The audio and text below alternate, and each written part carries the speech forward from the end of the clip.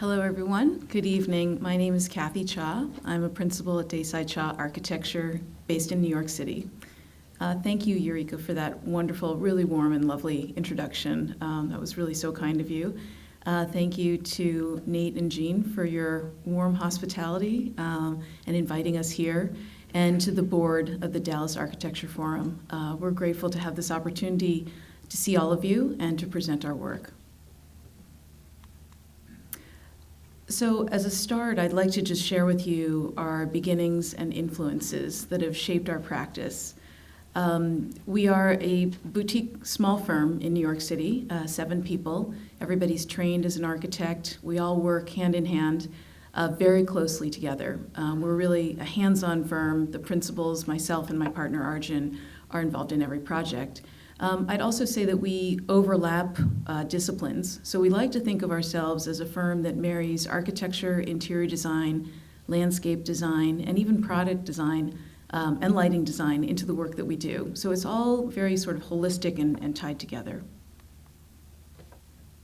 But at the beginning, in terms of our start, I'd like to just show you some images of projects that have been part of the influence of our early years. So when Arjun was growing up in India, he lived in Chandigarh, and the architect Corbusier built various projects throughout India, built some projects in Chandigarh, and that was a big influence for Arjun in terms of modern architecture. I'd say we were both very influenced by sort of the great early modernists. Myself, I had the opportunity to grow up in a house that was designed by an apprentice of Frank Lloyd Wright. It was not a house that was designed for my family, but my parents bought it, loved it, and I grew up in this environment of crafted stone, wood, and materials that came together in just a beautiful way, and the quality of light that would come into these spaces. We were also very influenced by the work of Louis Kahn, so we appreciated the strength and integrity of the structures of his buildings and the way the sort of pure iconic forms carried light through. And then also work by Arne Jacobsen, thinking about how interiors influence the experience of architecture, that architecture is a vessel, and then the interior design within that vessel should be kind of so integrated that you can't pull the two apart. So thinking about furniture, textures, light, and how all of that comes together. We've also been very influenced by art, and that's been a vehicle by which we can discuss architecture to our clients, to our colleagues, and to people who work in our office, thinking about art as a vehicle for ideas. I was a fine arts major as an undergrad. Both Arjun and I went to liberal arts colleges before going on to graduate school in architecture. And Arjun also studied art as an undergrad. So we like to think about concepts in art and experiences in art as being a sort of like a starting off point for thinking about architectural concepts. So the work of James Turrell, Donald Judd, Louise Nevelson, Richard Serra, how form and light, materials, and the manipulation of spatial experiences from art can affect the way we think about architecture. We also think about the art moments that might come from cultural experiences. So the image of the Chinese scroll is one that we've showed to clients to explain to them that when you have a view outside of a building or as you're viewing through a portal, you can think of it almost as a landscape scroll painting, that you're creating an idealized version of landscape through these moments and spaces in between architecture. So I'd like to share with you some themes that have carried through in our work and in our practice, essentially the DNA of our firm, which has evolved over time. So one aspect of our DNA is the way we think about raw materials evolving into the refined, and thinking about the use of those materials and the properties of those materials, appreciating what they are, but transforming them through architecture, interiors, and light. So a tree. So a tree basically offers the opportunity to use wood in our projects. We think about different species of trees. We've studied grain patterns. We've looked at how the wood will react to light, different species of wood that are native to different areas. And then we think about the use of that wood through the project. This project that I'm showing you is an apartment in New York City. So what was interesting about this project is that, like most New York City apartments, you're sort of limited in terms of the perimeter shell.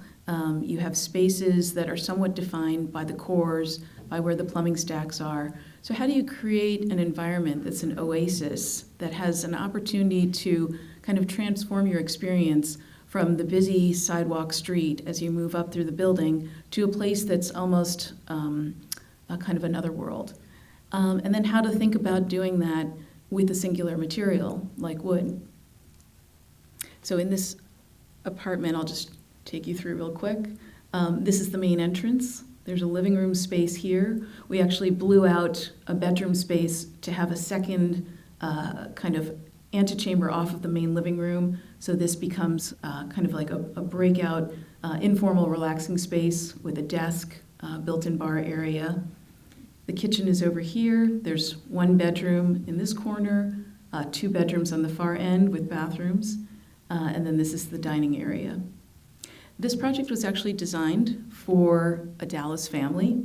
They spent a lot of time sort of using New York as a kind of a home away from home. And they bought this apartment after they had lived, or after they had owned an apartment in New York for several years. They said, let's do a place that we can really use as a home away from home, but it's also a place that our kids over time will be able to use. And then we can have this as kind of like a family getaway.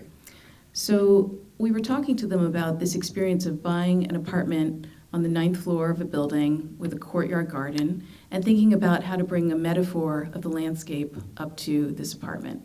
So we thought about the notion of branching and the trees, which were represented in the courtyard, how to bring that branching up into the apartment. So the ribbing of these volumes when you first walk into the apartment has almost like a branch-like effect. The family, they have 3 children, so we thought about the 3 branches, each branch representing a child, and that became a strong theme throughout the apartment. Now, activating these 2 cores is light. So the entry bench has a light moment through it. We worked with Stick Bulb, which is a fixture company based in New York City. We worked with them on developing a series of custom fixtures, because in New York City, a lot of older apartment buildings have slab ceilings, so you can't chop into them to do recessed lights. So Stick Bulb worked with us to develop a light fixture made out of wood that would then glow and perform in various ways across the apartment. So downlight, raking wall washer light, and dimmable with different color temperatures. So the idea behind this apartment was to think about how to create these sort of calm, warm moments using a singular species of wood, in this case American white oak, which we used on the floor, we used it for the wall materials, we used it at the lighting fixtures. But also to think about how you move through the space in a cinematic way, and as you come around the corner to find moments of surprise. So that entry bench wall, as you wrap around the corner, becomes a series of projecting shelves. And then as you move into the living space and you look back, you see the shelves, they're activated, different places for storing and display, but then you see a glimpse of the kitchen. And the backsplash, or the kind of columnar backsplash, which also hides the gas line, is also another wood element that helps to frame the living room against the kitchen space, or the dining room against the kitchen space. And then when you step into that chamber on the side of the living space, there's a little desk moment. So when the client comes in, if he wants to work there and treat this as a home office when he's spending time in the New York City apartment, he's got a little workspace, and then there's a bar next to it. So packing these moments, these little kind of like shadow box moments into walls, and then having that repeat in the living room with the shelving system. So themes that carry from one room to the other, but are treated in slightly different ways with both lighting and material. And a view of the dining room looking back to the kitchen. So even the light fixture above the dining table became a moment to experiment with wood. We worked with John Procario, who's a sculptor in light, and he created this beautiful dining fixture. It's sort of a ribbon of wood that also transforms into a light moment. And I think what our office tries to do is chase details. So in addition to the big picture concepts of a place and the form of a place, we try to really hone in on the quality of the details that make that space. So everything from the screen wall, how the wood elements come together, to the light fixture, to the way a pocket door slides out of a wall, to the way light gets embedded into shelving. All of these little moments actually help to craft the nuances and the finesse of a space. Light and the lightness of living. We like to think about light as one of the tools in our toolkit. To us, light is a material, and we like to think about how it activates other materials and how light in and of itself becomes a form. We also like to think about how people live, and we talk to our clients quite a bit about their experiences, not only their daily lives, but things that they love to do together with their families, or if it's a work environment, the way people like to work together. When we're working with large companies, we often pull small groups apart and we do these little mini interviews without the CEO or the managing director in the room. And we really pummel people and try to find out what is the essence of what they love and what they don't love about a place or a space or an experience. So to try and bring architecture into people's lives and shape the communities, whether it's a family of 4 or a company of 200, we like to think about how architecture can elevate and also lighten up the experience that people have in a space. So this project was actually one of the very first ones we did when we formed the firm. I think we completed it between 1997 and 1998. This was an experiment in light. We took 2 artist lofts and combined it into a home for a woman who basically wanted to have an oasis and very minimal experience. So the home was almost like an art gallery, but we crafted these minimal light insertions. Let's see. So these wedges of light. The wedge basically has a light fixture that's concealed. The light bounces off of the sloped surface and then down into the space. So using these moments, which were really inspired by artists like James Turrell, we were able to craft kind of destination moments within the home, and then think very carefully about kind of the purity of the space. But then, 17 years later, the client sold the apartment, and another woman bought the apartment, a photographer, and she called us up and said, "I just bought this apartment. I know that you were the original architects. I'd like to put a powder room in." And we said, "Oh, okay, well, this was our very first project that kind of helped launch the firm." And just to let you know, for New York City architects, apartments and loft renovations tend to be the bread and butter for a lot of small firms. So back in 1997, getting this loft project was a big deal for us, and we were able to kind of cut our teeth on a fairly sizable project and use that as a way to kind of sort of promote the firm. So this project was really special to us. So 17 years later, somebody approaches us to put a powder room in. Normally we'd say, that's probably a little small of a job for us to take on at this point. But this was a special project. So we said, sure, let's figure out a way to insert this powder room and then maybe talk about how you're gonna live in the apartment. As we talked to her about her lifestyle, it was very different from the first owner. This client wanted to work in the apartment. She's a photographer, so the goal was to be able to bring gallerists in and meet with her, show her work, produce her photography in the apartment, and then use the apartment as a way to display her work as well. So we went from this sort of very minimal, almost art gallery experience to transforming it into a home where she could have a live-work experience. So we brought in warmer textures of wood. We looked at these wedge-shape ceiling light moments that we had developed for the first client and said, that still works for the goals of this new client, sort of dappled light coming in, So we kept those, but then we manipulated other parts of the apartment. And it was an interesting experience to kind of take the same space and kind of think about it afresh. We used wood on the floors. In this case, they were 10-inch wide boards, and the boards basically lift up the walls as well. And these are the light moments that kind of anchored the home. So these were the large light wedge scoops that were remaining. We had another one that was like a long linear bar. It was almost as if you had a skylight in your home. And then we introduced others, perimeter lighting, lighting in the bathroom, and kind of used these themes of light throughout the apartment to unify the space. So in her reception area, when you first come in off the elevator, you enter this room, and it's basically a place for her to meet gallerists and present her work. Her reference books on the shelves and the large Donald Judd table allowed her to present work in a very elegant space, but she can also use this as a work environment.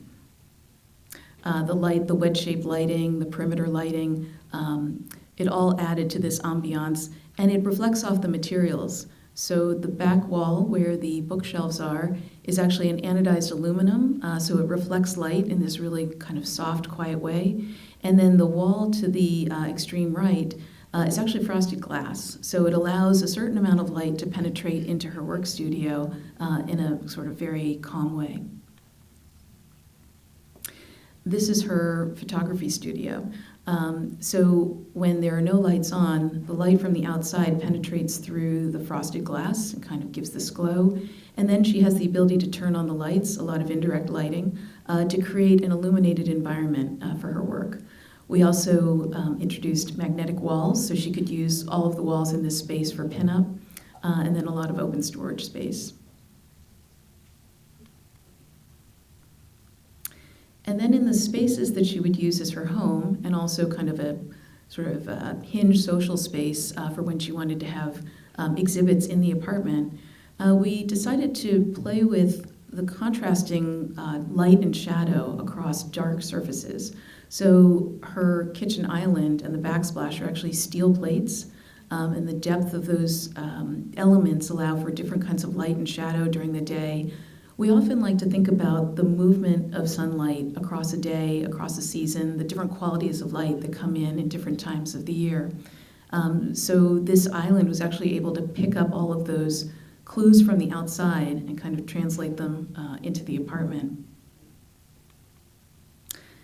And another view of the kitchen area, the backsplash has a set of steel plates that are actually held off of the main backsplash area, and we have a band of light that wraps around. So when it's turned on, it becomes a bit of almost like a Rothko type painting, but it's actually created by the offset of materials. And then in terms of activating light, there are big moves of light in our work, but we also like to think about these special moments of light. And I think what's powerful about architecture, interior design, and the combination, the intersection of those two is you can find surprise moments, and we like to think about surprise as opportunities, and sometimes they're very small. Like in this case, it's a open shelving cubby in her guest room area, and it's wrapped in anodized aluminum with just a small little vertical light slot carved into the back of it. But just that moment alone, during the day it's very subtle and quiet, and it activates this moment. At night it becomes a pretty powerful moment that you catch with your eye when you walk in the room. So to be able to activate spaces in different ways during the day, in the evening, using light, and then using the power of the natural materials, in this case the American white oak planks, allows the architecture to kind of have this subtle backdrop that is quite powerful, not overwhelming, but really tries to be kind of an elegant complement to an experience. Some views of her main bathroom, which is to the left, and a guest bathroom to the right. We tried to think about the bathrooms as almost an additional oasis, so a way of even removing yourself further from the activity of the intensity of New York City street life. So these kind of immersive chambers of light became places where the form of the rooms and the integration of the light kind of create these abstract moments. In this case, we wrapped the bathrooms in corian. And corian is kind of an interesting material because you can fuse it together and eliminate the seams completely. So to have the solid surfacing be completely kind of user-friendly in terms of maintenance and the ability to kind of keep everything clean and be water resistant, but yet it also has this kind of milky quality when light hits it. So to be able to create these immersive chambers of light was something we were trying to create here as a sort of soothing respite from the city life. So one of the things that we also try to think about in our work, and that has been kind of a guiding principle that we kind of return to, is the notion of turning things inside out. And it really has to do more with the landscape experience. So thinking about how landscape can actually intersect architecture and be connected through. So this zone of the wall that's basically the perimeter of a house, how can you draw landscape in? How can you experience a home from the outside by looking in? So this notion of almost like turning the experience inside out has become a theme. Actually, this was the first home that we designed. We were inspired by Mies van der Rohe, so the Barcelona pavilion on the left, and we were also inspired by barns. So I like to think of this house as almost Mies meets barn, Mies meets cabin. The property is 360 acres in Dutchess County, an area that is mostly farmland, very heavily populated with working agricultural barns. So we wanted to honor the landscape and the community in the area, the kind of natural vernacular architecture of Dutchess County with the vocabulary of the barn. But then we also wanted to think about how we could create an experience on this property that was completely immersed and kind of imbued with the landscape, because it really is quite a stunning landscape, and fall foliage up in Dutchess County is just remarkable. So the ability to kind of take the natural landscape and kind of marry it to the home was something we were really thinking closely about. The client was also very interested in this. Just for some background, they lived in New York City. They wanted a weekend home. They were interested in commissioning us for two projects. The first one was going to be a large home using a Pennsylvania Dutch barn as the main structure, and then kind of building the home around that Pennsylvania Dutch barn, and using the structure kind of as the articulated vocabulary inside the house. We drove all around Pennsylvania looking for this Pennsylvania Dutch barn. He did find one. We had a company called the New Jersey Barn Builders take the barn down, label each piece, and pack it into 2 storage containers and ship it up to the property. At the same time, the client said, I know the barn house project is going to take a long time. Maybe we could do a guest house, and then my family and I could live in the guest house while we wait for the big barn project. So this is where Mies meets barn came to be. He had a family of 4 at the time, 2 small children. So this guest house was really meant to be a place where his family could retreat to while the main house was being built. So the plan here shows a fairly simple 72 by 30 rectangular footprint. The core in the middle has a mudroom, mechanical room, 2 bunk rooms, 1 for each child, bathroom, and then the kind of primary bedroom suite. The structure, very simple structure, but it took a lot of effort to kind of refine this structure. We worked with Arab, a structural engineer out of New York, but they have offices internationally. And we were lucky that they were willing to take on such a small project. They do skyscrapers all over the world, and when I approached them with this, I was bracing for a big, immediate no. But they said, well, what's your goal? And I said, well, we want to build a structure using the minimum amount of steel to perform the maximum amount of kind of strength and structure. So they thought it was an interesting challenge, and they took it on. So the house structure has basically 4 columns, and then this large roof. It's almost like a tabletop. And it allowed the shell of the building to be a floating curtain wall. So we were able to basically have a glass facade around this perimeter, and then this very elegant roof structure was kind of holding up the covering overhead. We also decided to work with the client on a set of sustainable strategies. And this was back in, I think we started the project in 2005, so it was kind of in the early days of really trying to pack a lot of sustainability into one project. But we did, and we have geothermal heating and cooling system, photovoltaic system, rainwater collection, and then we thought a lot about ventilation as well, natural ventilation through the building. So we studied the prevailing winds and placed windows very strategically to make sure that the winds would move through the house and we wouldn't have to rely on air conditioning. The model that you see up here is the final model. I think we must have gone through like 15 models to finally get to the final iteration. But you can see this glass curtain wall kind of wraps around the perimeter of the building. So one aspect of the project was the way we detailed the facade. It wasn't enough to just put up your typical foundation and kind of pack the house with a big glass facade. We really wanted the building to float over the landscape. So we cantilevered the slab. And then we also raised the floor here. So this is the cantilevered slab in the diagram. We raised the wood floor up so that when you're inside, you don't really see the structure of the window mullions around you. You get more of a pure direct view out to the landscape.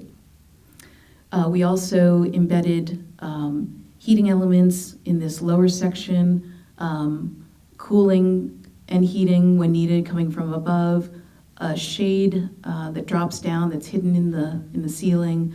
So this section wraps around the whole house, and the level of detailing involved was pretty intense. I think it took us about 4 months to kind of finesse this entire building section. But that's the kind of effort we try to go to make sure things really come out very pristine. And a lot of the things that people don't see about our projects are the things that we end up putting a tremendous amount of time into, so that there's kind of like an elegant simplicity to the way things come together. So a view of the primary bedroom suite, showing you how the glass kind of appears to be dropping down through the floor and up through the ceiling. We also designed the built-ins for the house, the beds, these sliding panels that allow you to have privacy and shade yourself from sunlight coming in. But everything was meant to be built in. So the client could basically come up to this guest house, store a toothbrush up here, maybe bring a couple t-shirts and a pair of jeans and just kind of move in and live. And also the goal was that the landscape would be the art backdrop to the house. So they loved that. They thought it was great. They treated this like a little bungalow bunker that they could come to.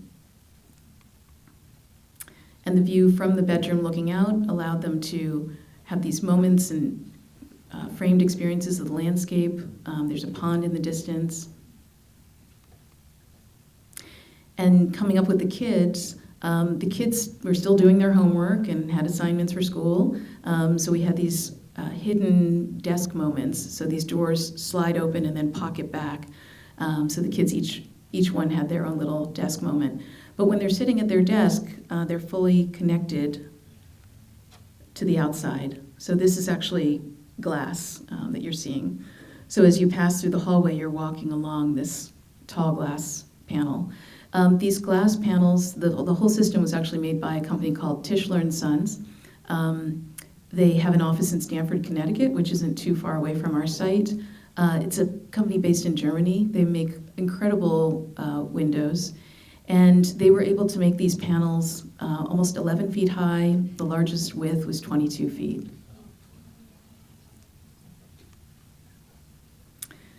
The bunk spaces, so we designed these bunk beds built into the walls, cantilevered from the walls, and then screened walls that would allow some privacy with a screen door as well.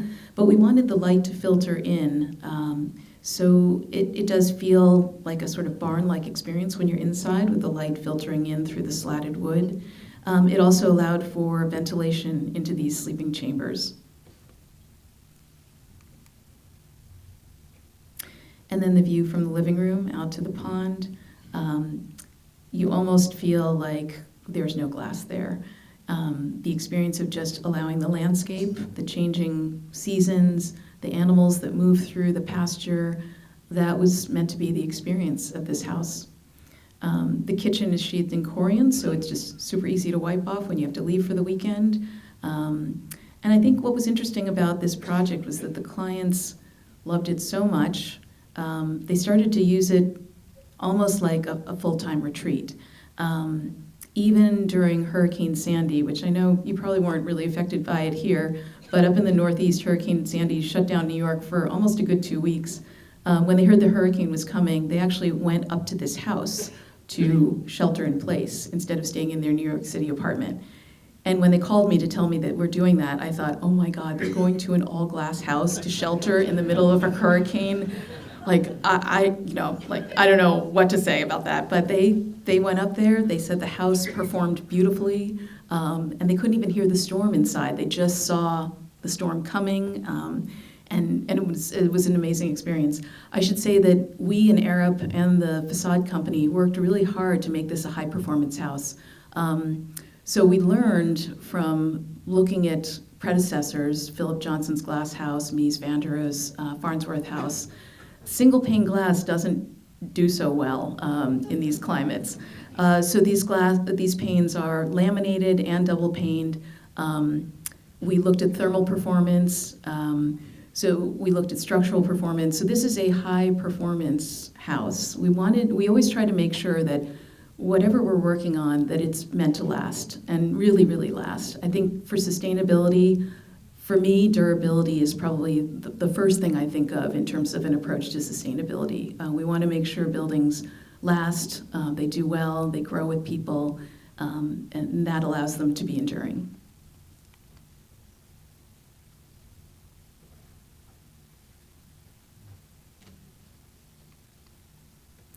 So a view from the outside. And then at night, the house sort of lights up like a lantern on the property.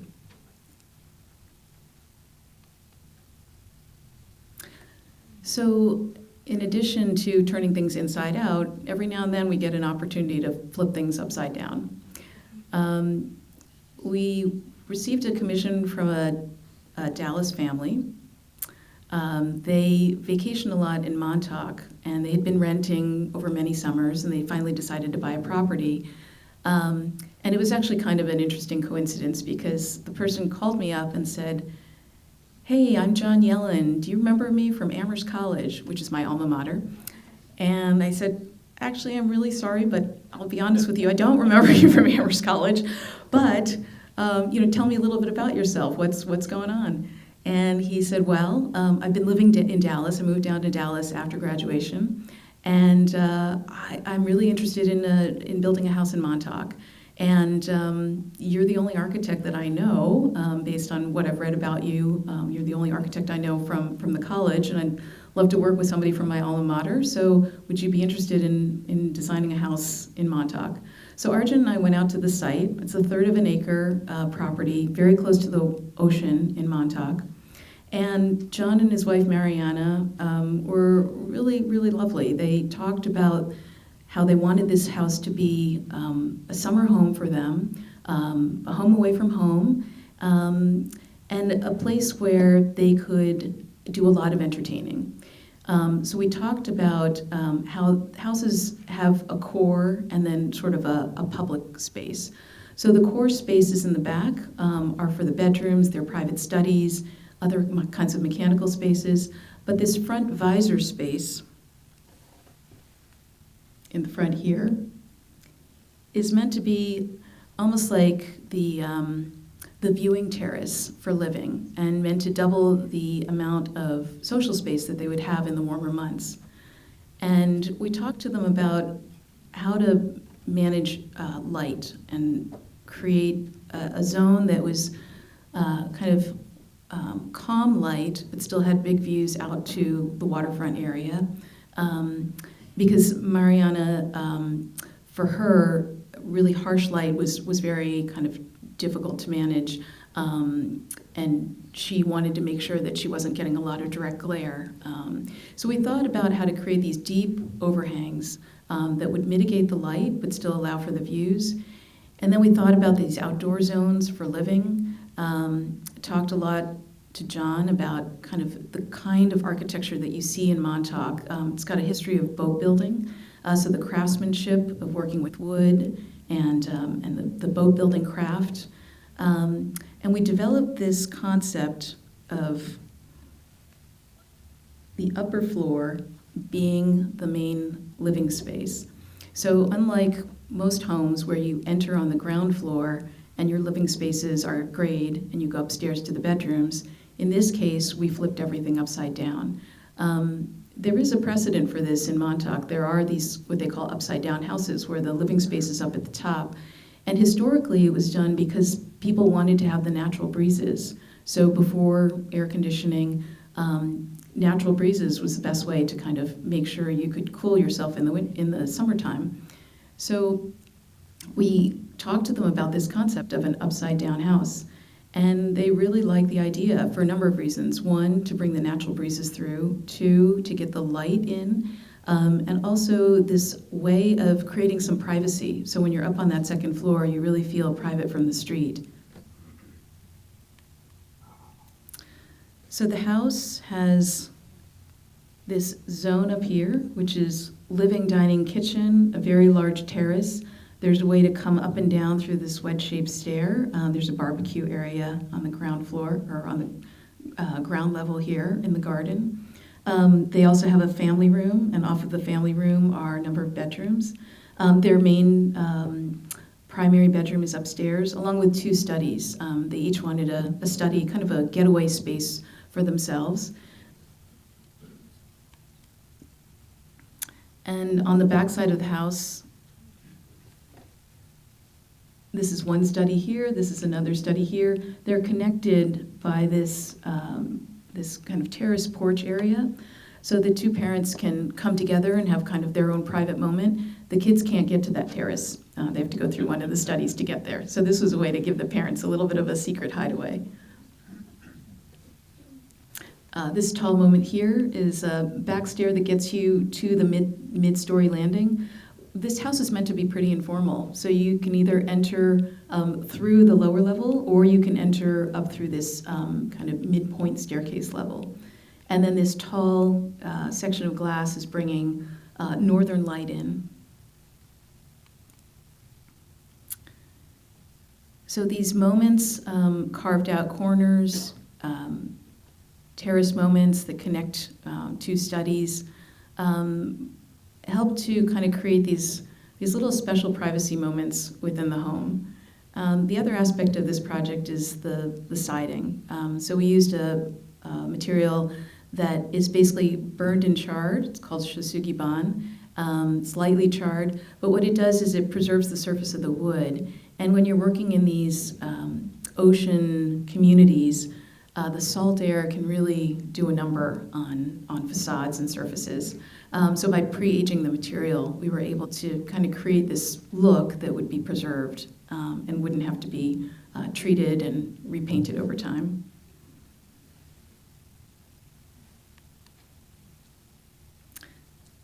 In terms of the performance of the house, we've thought a lot about the prevailing winds coming in and being able to open up different sections of the facade so you could get air coming in and venting out through the lower level, through the upper level, and the outdoor terrace. This is a view of the lower level organization. There's a single car garage, family room, 2 bedrooms, and a small little guest room and a shared bathroom. And then you go upstairs and there's a long kind of public zone with kitchen, dining, living, a large terrace that looks out towards the ocean, master bedroom suite, the 2 studies, and the private terrace.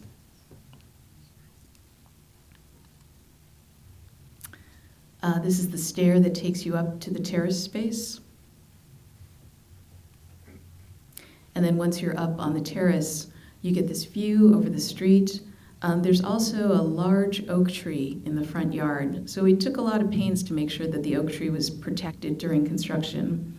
And we wanted this experience on this terrace to be almost as if you're in a tree house. So the branches kind of come and almost like kiss the side of the house. So you're really kind of up in the branches. But then the terrace doors open up and you can basically flow in and out between living room and outdoor living room.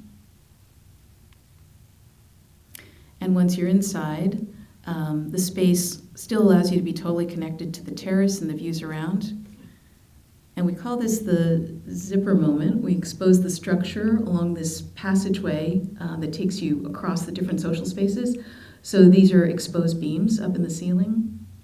And we carried the wood siding inside as well to basically wrap the outside in, kind of accentuate the notion of this kind of protected core in the back. And then this is an open bar area here with storage in this central core. And within this core is also a powder room. So Montauk zoning is pretty tight. So this house on 1/3 of an acre, maxed out, we were only allowed to build 3,000 square feet. So we really had to be very efficient about every square inch and make sure that we could kind of take advantage of all these views as well. Another view of the living room and the Shosugi-ban wood wrapping in, and then the quality of light that comes in from these large floor-to-ceiling windows, and then also this large window moment at the landing of the staircase that stretches all the way up and then culminates with a skylight as well. Now from this project came another upside-down house. Interestingly, it was from the builder of the previous house. So we worked with Joe Quinn of Aaron Inc. To build the Montauk house for John and Mariana Yellen. And a few years later, he bought a property in Shelter Island, and he called us up and said, I've worked with a lot of architects in the Hamptons, but I'd like you guys to design my home. And we were really flattered and honored because he's been doing this for a long time. He could have picked a lot of people.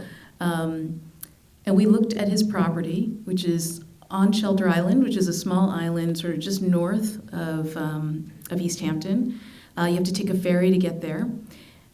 His property is on the edge of a nature preserve, the Mashamak Preserve. So this is the house site. This is just one small section of the preserve, but it's basically an open marshland.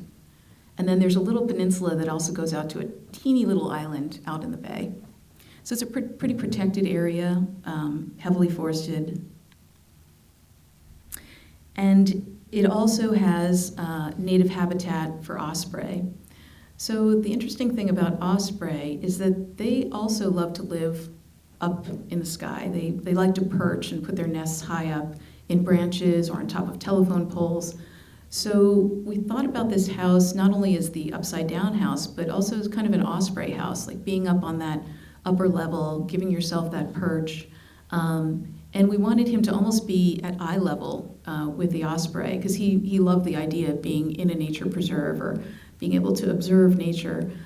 So getting him up high to kind of be within this zone of the osprey habitat was also an interesting concept for us. So the house has a structure that is quite open down below, and then as you get up, the roof starts to fold and lift up. The folds in the roof are doing a few things. They're bringing light and views in through vertical slots, but also the very top fold is actually a big moment of bringing southern light in. So this facade of the house is actually facing north. And most people would think that north-facing houses are not going to bring in enough light, are not going to be as kind of, beautiful and inspiring because you're not getting direct sunlight in from the south. But we actually find houses facing north can work really well. And the way that you think about siting a house and bringing light in, it just has to be thought of really creatively and has to be kind of like nursed into place. So we have a clear story moment up here, which we decided to carve in to bring in light from the south and rake it over and across the ceiling of the upper level of the house. The upper level has the living room, dining room, kitchen, as well as a media room and the master bedroom suite. So these faceted forms of the roof actually create a play of light. So just to give you a sense of the floor plan here, we have a carport, mechanical room, entry zone, bedrooms on the lower level, and then a family room, kind of gym space, an outdoor terrace on the first floor. And then when you get upstairs, there's a big open living, dining, kitchen area that opens up onto a large terrace moment, and then the media room, bathroom or powder room and laundry, and then the primary bedroom suite. So we tried to have a lighter touch on the ground. I think when you're dealing with like a nature preserve environment, we want to try and have more open air, less of a heavy footprint hitting the ground. And we also wanted to think about the section of the house in terms of this light moment. So this little clear story up here, which runs the length of the public spaces, draws light in and bounces it down through the space. And meanwhile, you can be sitting in the living spaces and looking out to the north over the marshland preserve. And this is another sectional view of that second floor living space. So the house is really embedded in the marshland, embedded in the trees. It was meant to be almost disguised by the landscape. And it peeks out through the landscape from the waterfront edge, almost like an osprey nest. And as you approach the house from the driveway roadside, you drive along this sort of dirt road along the edge of the marshland, and you kind of discover this house. And as you discover it, you see that the view to the water is exposed and off to this side, so you sort of see the water wrapping around the house. This is the open carport area, trying to think about kind of as much open air as possible underneath the house. And then the roof form facets up to allow light in different vertical moments and across the length of the clear story. And ways to get up and down. So this wedge-shaped stair element brings you up to the upper terrace when you're coming from the beach. So basically the family can go to the beach, kayak, come back, hang out on the lower level, or just run up the stairs to the upper terrace. And when you're up on the upper terrace, you're sort of at this eye level of the osprey, looking out onto the marshland. And we love the layers of light. So when you look out, you see the marshland lit, you see the bay lit, you see the North Fork lit up, which is the other side of Long Island, beyond Shelter Island. And then when you're inside, you get the same experience. The structure is exposed inside the house. So these are Doug fir beams that are exposed and expressed. And the light coming from the clear story, passing over this steel beam and then activating the warmth and material of the Doug fir beams, creates this sort of calm, ethereal light coming in. It really transforms dramatically across the day. Sometimes it streaks in across the white upper walls, and then it kind of calms down as it starts to move and rake across the wood. So the wood beams actually almost act like light baffles. They help to kind of draw the light down in a softer way. And then we carried the wood from the outside through the interiors. And then that wood actually continues into the kitchen spaces. And this island, which has a wedge-shaped component to it as well, sort of paying homage to the wedge forms of the roof. The kitchen was really meant to be this sculptural backdrop for the activities in the living room, dining room. And we thought about it as a place to have like a big buffet when they're having lots of guests over. But to think about the island as a sculptural piece, taking some clues from some of the sculpture we had studied with the client, and thinking about how form can sometimes be just purely evocative through a moment of light and shadow. This is a view from the media room. So we have a tall window that's really accentuating these long, slender trees that are part of the nature preserve. These trees tend to grow very long and slender, not a lot of leaves down in the lower branches. I think it's because of the wetness of the site. It's just the way that it's kind of encouraging the trees to grow. But we did think about this linearity of these trees and wanted to celebrate that.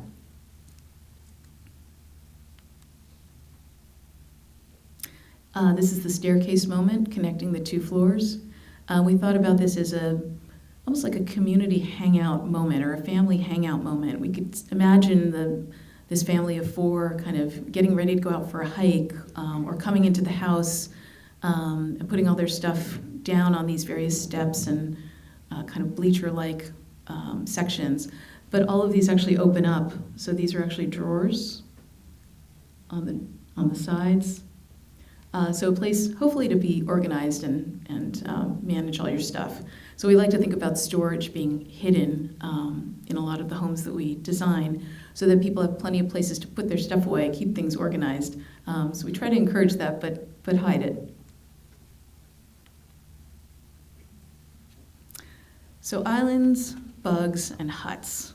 Not quite a pure theme for part of our DNA, but it kind of alludes to site stewardship and ecology and how we like to think about being environmentally responsible in our architecture, but also how we engage our clients with the discussion.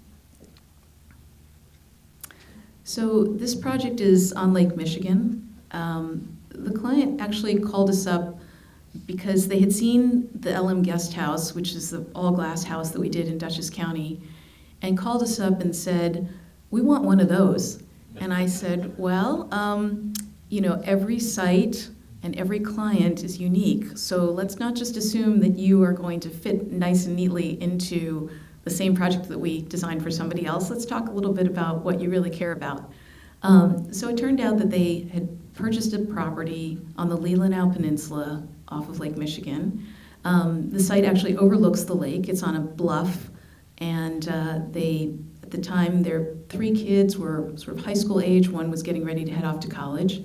And they said that they wanted a legacy house, a place that they would use, and then their kids over time would use, and as their kids would grow older, their kids would start to take over the house and perhaps pass it down to their kids over time. So we thought about this as a multi-generational house. And then we talked to them about the site, and they said, well, you really have to come out and see the site. So when we got there, we realized that this part of Lake Michigan, first of all, is absolutely gorgeous, but it is also prone to site degradation. So over the years, they've had issues with massive erosion, where sections of the bluff have literally fallen down into the lake. The erosion, we realized, was happening because of water runoff. So the water was running towards the bluff, towards the lake, and over time, just starting to create this erosion.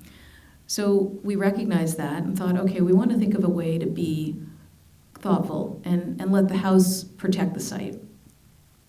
The other thing we thought about was the islands in the distance. So the client talked about how he and his family had spent many, many summers vacationing in different parts of the Leelanau Peninsula, and they had spent time on these islands as well, kayaking and doing various kinds of water activities. So we wanted to sort of honor these islands in the distance and create these moments where these islands could be viewed.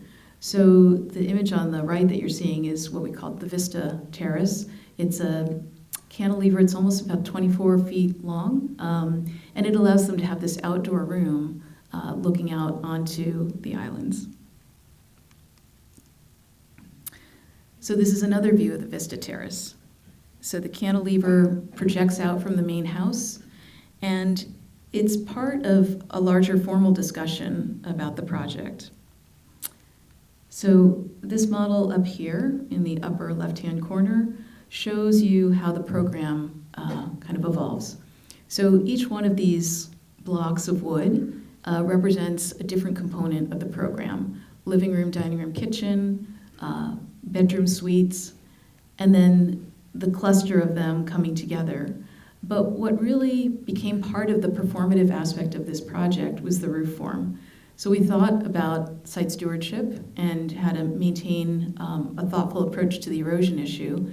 And we created these roofs as a series of kind of butterfly moments that would actually act like hands and kind of cup rainwater and storm water and guide that water away from the bluff.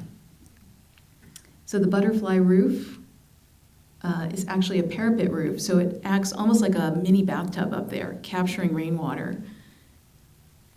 And then there's a scupper, so you bring the rainwater to a very specific point, the rainwater drops down, goes into a dry well cistern, and then that water gets piped to daylight, but away from the bluff on the downhill side towards the cherry farm. Now the cherry farmer who owns the property next to our client's property was really excited about this because they love using water. So it was kind of a win-win, both for the neighbor and for our client. The other aspect of this overhang is that it has a fireplace. There's actually a double-sided fireplace here. So there's a fireplace facing this outdoor living space and then one facing indoors. So this outdoor living space is used all year round. Wintertime, they build fires out here. Summertime, they relax and look at the islands. So this is an outdoor living room that essentially almost doubles their social space from the inside. The wood on this facade is also shosugiban, but heavily charred. So this project started in 2013, 2014.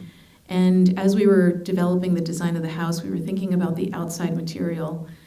And the client actually sent us an article from the Wall Street Journal that talked about the use of shosugiban in Japan. So shosugiban is essentially a charred wood that makes it bug resistant, rot resistant, and it's used in traditional Japanese architecture. So if you go to Kyoto or Tokyo, you'll see these old Japanese buildings, old tea houses, and they're completely blackened and charred on the outside, and that was purely intentional. Somebody was actually flaming that wood before they put it up. So we happened to have a project in Singapore at that time, and on the way back from the project, we decided to take a detour, and we went to the Narita airport, initially thinking maybe it's just going to be a quick layover, but we ended up spending about a week and a half in Japan looking at these old Japanese homes and studying the shosugiban because we wanted to see, is it really durable? Is it really going to hold up? Is it going to hold up in northern Michigan, where you've got all the elements plus the lake water when it comes off in a storm? It's pretty intense. So we found that the climate in parts of Japan where you see these blackened buildings was actually very similar to the latitude of Michigan.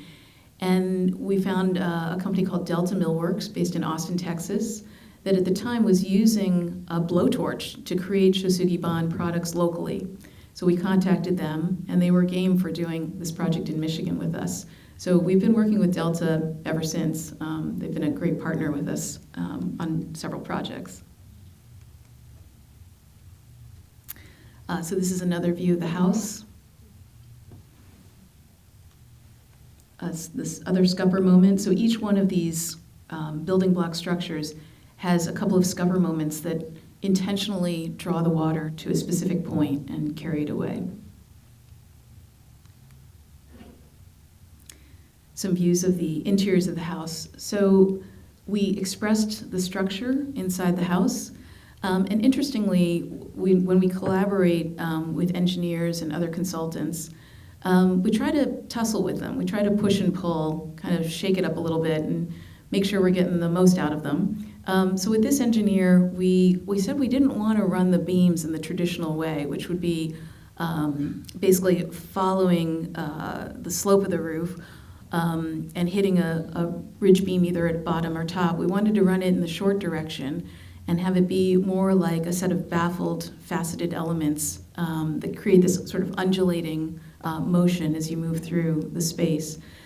The engineer was not happy with that. He said, "Why would you do that?" And I said, "Well, it's actually, I think, going to be a great spatial experience." So Arjun and I did a series of studies with him, and at the end of the day, he came away and said, "Yeah, let's give it a go. Let's give it a shot."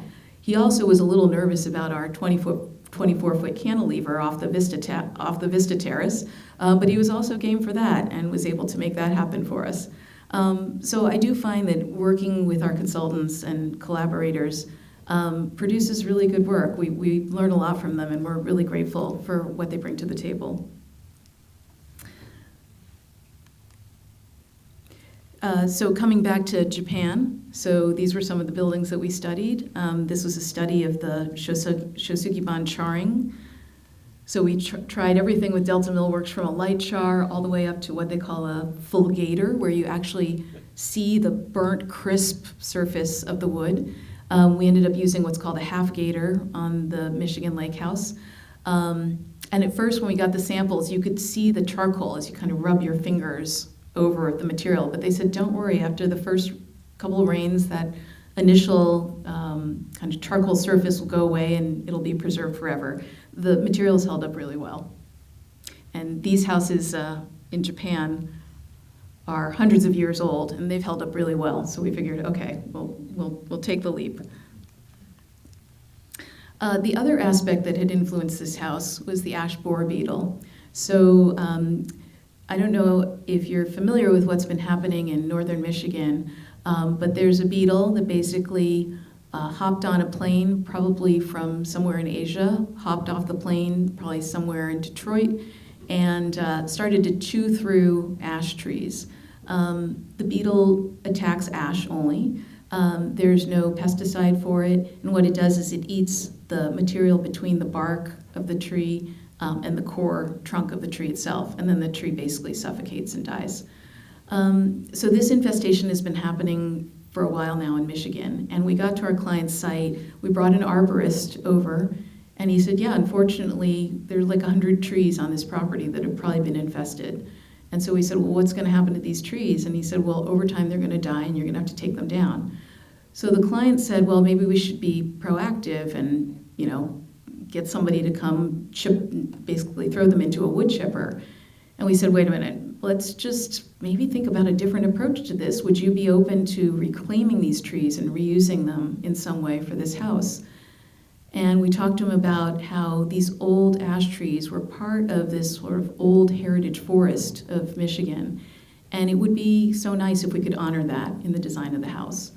So he was game for it.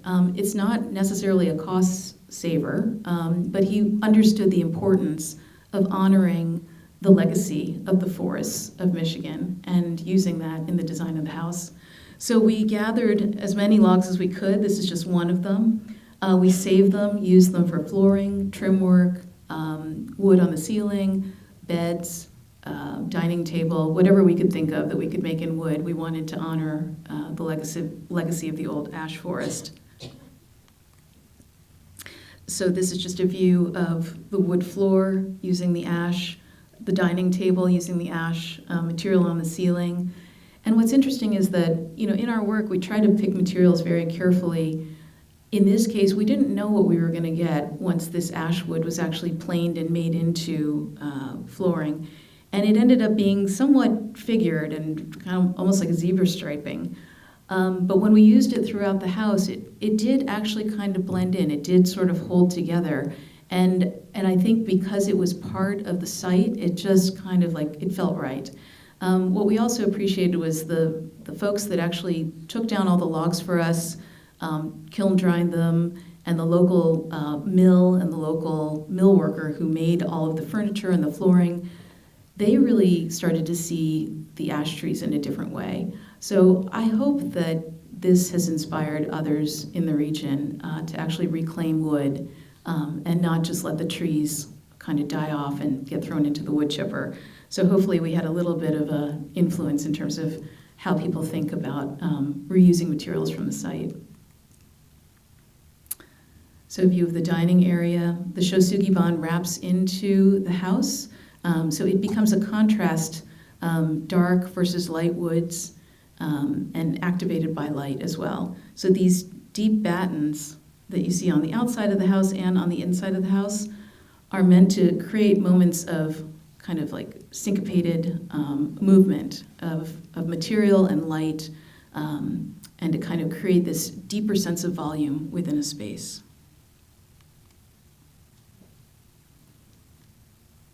And some other moments in the house. We also used Core 10 metal on the outside, which just ages naturally. Because this site is so remote, we wanted materials that would just age naturally over time and didn't need a lot of maintenance.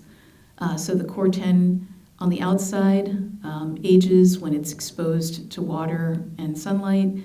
We used Core 10 on the inside as well. And at first the client said, oh, hey, it's not turning orange.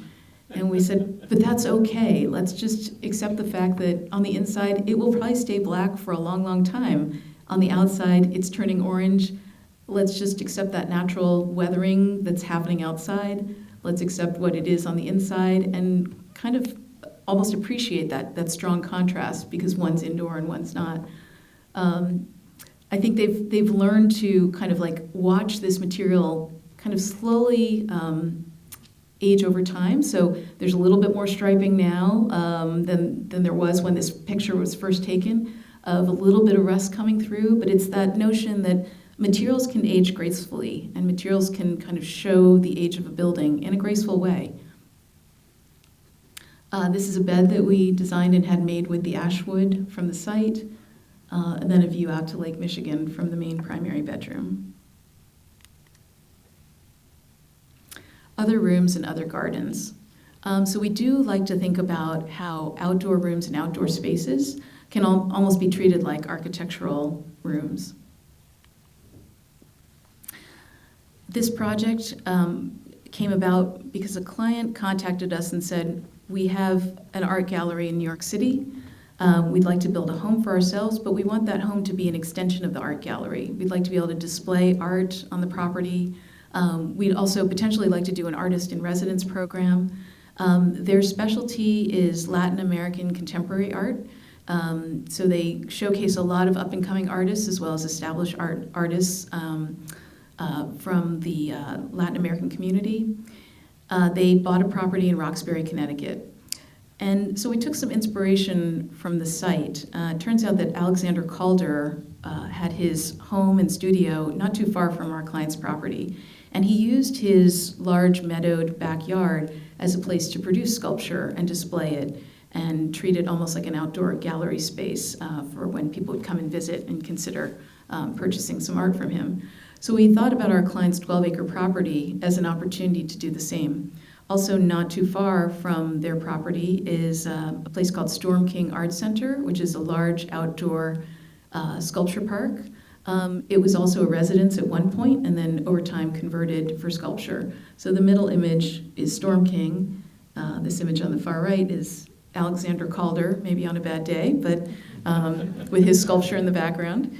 So we thought about how this moment of landscape could be integrated both for the family and also even as almost like a work environment, since they were gallerists, a place to be able to display their artwork. So the home is set up as a series of undulating volumes, and this is the house itself. Each one of these volumes has a specific program in it. The primary bedroom suite, living, dining, kitchen, 2 guest rooms. One is also a kind of a media room study, garage, and then this artist in residence guest wing. We pushed and pulled the forms back and forth to create these courtyard moments in between. There are 2 distinct courtyard moments. And then from the main living room, there's a sort of vista view out to the landscape so that the backyard could be used as basically a large sculpture gallery space. So we studied the forms of each of these volumes and how they would draw light in or shade places. So this was one of the studies that we did. These are the plan views and then the sectional views of those spaces. And then as we developed the building sections, these courtyard spaces were also articulated and began to emerge between these undulating roof forms. We worked with Chris LaGuardia of LaGuardia Design Group, who I believe came and spoke here maybe a couple years ago. So collaborating with people like Chris and other landscape architects, lighting designers, we've learned to kind of integrate their feedback and let them run with ideas. So one of the ideas that Chris came up with was trying to bring the forest into the building. So the idea of bringing trees into these courtyards and then letting the art and the trees work together. And then we came back to Chris and said, well, we love the idea of the forest coming into the house, but we also love the idea of the forest almost being like a design element or the trees being like a design accent in the space. So we ended up talking about a specific species of tree from the forest coming in, white birches. So as we pushed and pulled the buildings apart and created these courtyard moments, they also became essentially little birch forest moments for us. So as you approach the house from the main entry drive and you step into the first courtyard, you cross over through a set of live edge stones from the site. You come down into this birch grove. Over time, there will be outdoor sculpture that'll get placed there. The idea is that the gallery can have a rotating set of art exhibits. The hallways became moments for art. So we try to think about every space as having the potential to be activated. So not treating the hallways as just passageways, but now moments to display art. So we have these built-in shelves that allow them to display both paintings and small art objects.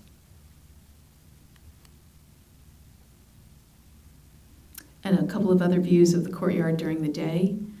So it becomes a little bit of a quiet oasis moment when you first step into this courtyard. Kind of separates you from the main driveway area and starts to set up this landscape architecture intersection moment. The art walls in the corridors are lined with handmade tiles from Mexico to honor the gallery owner's heritage. They're both originally from Mexico. And also to think about how textures can activate artwork as well, so becoming a backdrop for these art pieces. This piece here is actually a site-specific artwork, so the client commissioned somebody to create, asked an artist to create this moment where you sort of look into a lens, and once you look in, you see like a magical forest in there. So this is all built into the wall. But when you come into the entryway, there's a bench, you can take off your shoes, there's a coat closet nearby, but even the bench moment and the storage moment above become places to potentially display art.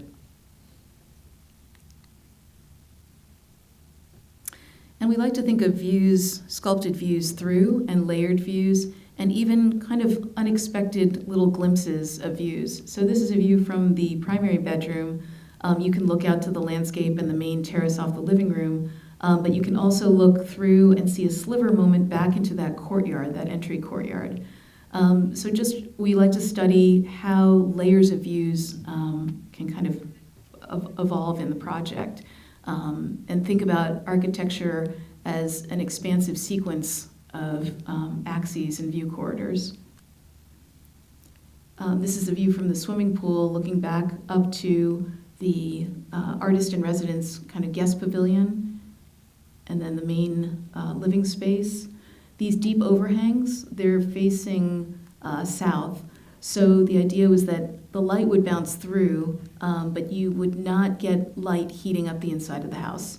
So we studied the angle of the sun, then we studied the angle of the roof, and we tried to pair it up with both wintertime and summertime light angles. A study for the clients included a wire-brushed wood surface. So we sort of looked at the shosugiban on the outside and said, let's try and pair that with the crafted experience of the artwork that the clients show in their gallery. So a lot of the work that they show are pieces that are made in a way that you see the hand of the artisan. So he said, let's express the texture and the ribbing of the wood next to that. So we had a mill worker wire brush out all the softwood out of the wood material we were using for the drawers and the shelving, and then stain it, and then you get this beautiful texture. It's like a black on black kind of like shadow contrast. But these are some of the moments that, small, subtle, but really do add to this kind of textural experience of a place. A view of the living room. So this fireplace, we wanted it to be sculptural in nature. It's got a wedge-shaped side to it, so that as the light bounces across it, it kind of creates sort of abstract recessed moments. And then we have a series of recessed art hanging kind of like rods around the perimeter of the house. They're kind of tucked up into slots along the perimeter of the ceiling, and that allows the client to display artwork across the home. So in this case, they're displaying large tapestries by an artist.